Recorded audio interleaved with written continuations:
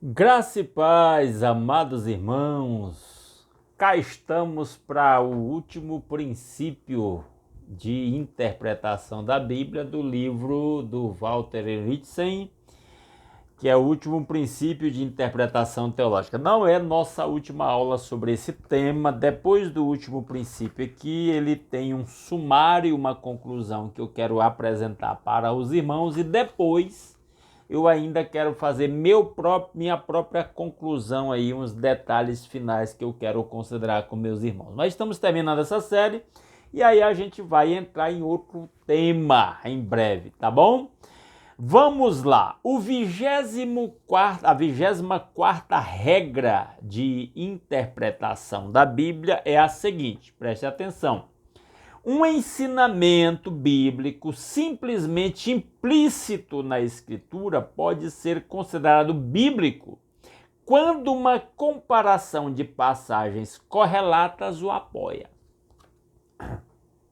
Há doutrinas e princípios, ele chama aqui de ensinamento, né, doutrina, que é possível deduzir da Bíblia. Não tem um texto bíblico específico sobre aquele tema, mas no estudo você vai ser levado àquela conclusão de que é um ensinamento implícito. Por exemplo, eu ensino um exemplo que ele não cita aqui, que a gente já até citou no estudo de outros princípios, é a doutrina da Trindade. A Bíblia não usa a palavra Trindade. Então você estuda vários textos bíblicos para chegar à conclusão sobre a Trindade, certo? Isso é um ensino implícito nas Escrituras. É uma coisa que eu repito, um outro exemplo, que eu repito muito nas minhas pregações, de vez em quando eu falo nisso, nós pecamos de 5 maneiras. E aí um dia alguém me perguntou assim, pastor, onde é que está o texto bíblico que diz que a gente prega de 5 maneiras, que a gente peca de 5 maneiras, de 5 formas? Eu sempre digo que a gente peca por sentimento, pensamento, palavras, ações e omissões. Não vou explicar isso agora porque não vem ao caso. Como é que eu cheguei a esta conclusão? Aí a pessoa me perguntou, qual é o texto bíblico que mostra as 5 formas de pecado que um ser humano pode pecar? Não há um texto bíblico específico. Isso é resultado de estudo de vários textos bíblicos que levam a essa conclusão que o ser humano peca de 5 formas diferentes. Não tem um texto dizendo que o ser humano peca de 5 formas, não tem. É preciso pegar vários textos e chegar à conclusão das várias formas que um ser humano pode pecar. E a gente leva essas 5 conclusões. Estou antecipando as coisas aqui.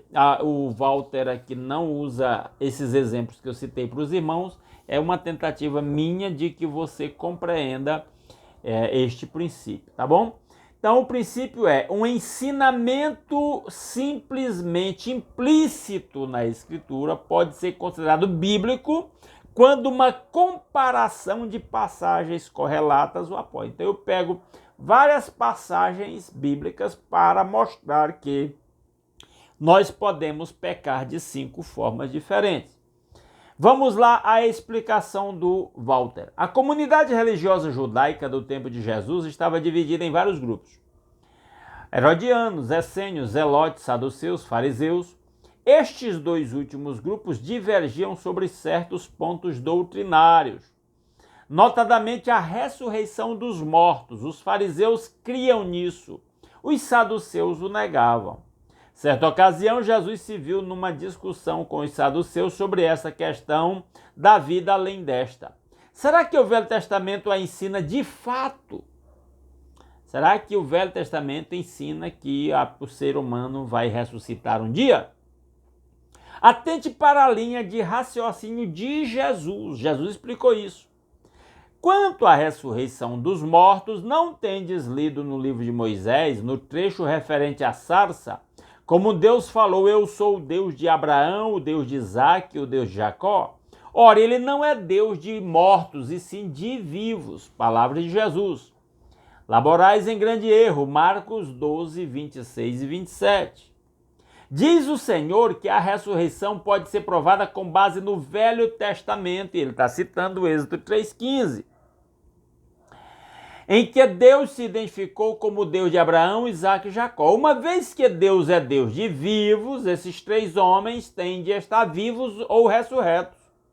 Este raciocínio é dedutivo e pode ser delineado da seguinte forma, só para exemplificar. Primeira premissa, Deus é Deus de vivos.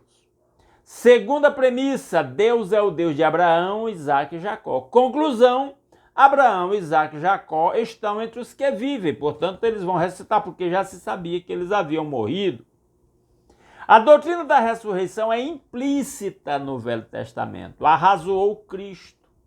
O Velho Testamento não afirma expressamente que há uma ressurreição dos mortos, mas quando você compara passagens correlatas sobre esse assunto, deduz que é verdade. E aí, deixa eu fazer um alerta aqui para o Walter. Lá no livro de Daniel se diz que haverá ressurreição dos mortos, sim, né? E é explicitamente. Então não é só uma doutrina implícita no Velho Testamento. Ok? Mas, ok, vamos manter aqui o entendimento. Há doutrinas implícitas que não se usa a palavra diretamente, né? Por exemplo, eu citei o exemplo da doutrina da Trindade. A Bíblia nunca usa a palavra Trindade, que Deus é trino, o triuno. A Bíblia, a gente deduz, comparando várias passagens bíblicas, que Deus é triuno. Tá certo? Então é uma doutrina implícita e com várias passagens para corroborar esse entendimento. Então ele continua dizendo: outro exemplo é a questão de se admitirem mulheres na mesa do Senhor. E aí está falando da ceia do Senhor, da comunhão. Concluímos que elas devem ser admitidas à comunhão, não, porém, com base em algum mandamento ou exemplo específico achado na Bíblia, visto que não nos é dado nenhum. Presumimos que elas devem ser admitidas baseadas nos ensinos implícitos do Novo Testamento. Neste exemplo, o processo dedutivo é como se segue. Quando Paulo escreveu à igreja de Corinto, é evidente que entre os membros da igreja havia mulheres. Pois a vosso respeito, meus irmãos, fui informados pelos da casa de Cloe de que há contendas entre vós. Ele está citando o exemplo de uma mulher em 1 Coríntios capítulo 1, verso 11. As igrejas da Ásia vos saúdam, no Senhor muito vos saúdam, Áquila e Priscila, e bem assim a igreja que está na casa dele, citando um casal, Áquila e Priscila. Então a Priscila é uma mulher, ambas na igreja de Corinto. Portanto, inferimos dessas passagens da Escritura que mulheres participam da comunhão. Primeira premissa, a igreja de Corinto recebeu instrução sobre a comunhão.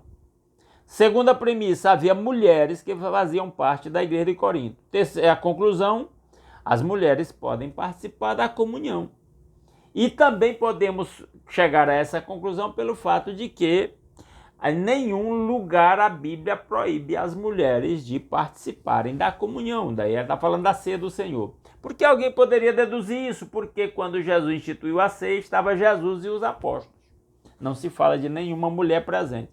Mas no restante da Bíblia há essa conclusão a partir, por exemplo, dessa dedução aqui em Corinto, por exemplo. Aí olha o que ele diz. Você precisa estar certo de que as deduções que faz estão verdadeiramente implícitas nas Escrituras, de que as extrai e de que você averigou e comparou passagens correlatas sobre o assunto.